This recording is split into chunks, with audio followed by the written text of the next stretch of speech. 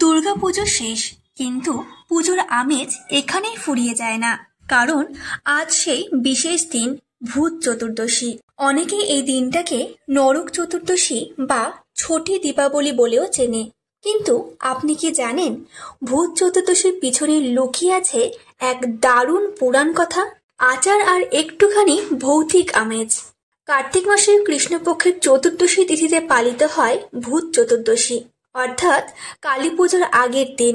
এই দিন থেকেই দীপাবলি উৎসব শুরু হয়ে যায়।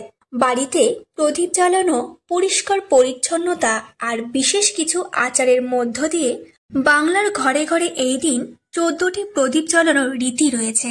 বাড়ির প্রতিটি কোণে এই 14টি প্রদীপ রাখা হয়, যেন পূর্বপুরুষদের আত্মা, অশুভ শক্তি আর অদৃশ্য ভূতপ্রেতদের দূরে রাখা যায়। এই 14টি প্রদীপের সঙ্গে 14টি শাক খাওয়ারও প্রচলন আছে, যাকে বলে 14 শাক। এর মধ্যে থাকে পালং, লাল শাক, পুঁই, কলমি, মেথি, ধনে শাক, নোটে শাক, শালুক, হিঞ্চা, সজনে পাতা সহ আরো নানা ধরনের দেশি শাক। বিশ্বাস করা হয় এই 14টি শাক খেলে শরীর শুদ্ধ হয়, অশুভ শক্তি দূরে থাকে আর গৃহে শান্তি আসে। ভূত চতুর্দশীর সঙ্গে জড়িয়ে আছে এক ভৌতিক কাহিনী। জ্বালানো হয় 14টি প্রদীপ। কিন্তু কেন? বলা হয় এই দিন রাজা বলির অনুচর ভূত প্রেত পিশাচদের দূরে রাখতে জ্বালানো হয় প্রদীপ। কিন্তু 14টাই কেন?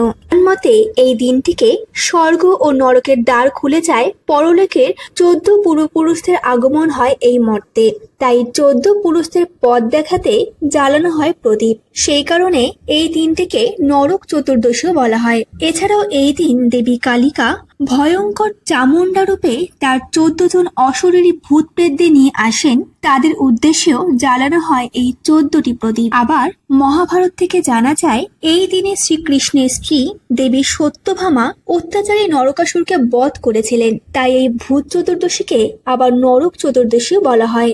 এই কারণে এই রাত্রি একটু ভৌতিক, আবার ভীষণ পবিত্র। আজকের দিনে অনেকেই বিকেলে ঘর পরিষ্কার করেন, তারপর সন্ধ্যায় 14টি প্রদীপ জ্বালিয়ে দোরগোড়ায়, বাথরুমে, রান্নাঘরে ও কোনায় কোনায় রাখেন। দুপুরে 14 শাক খাওয়া আর চারিদিকে এক অন্যরকম আবহ। কালী পুজোর আগের প্রস্তুতি, দ্বীপের আলো আর লোকগাথার ভৌতিক গন্ধ।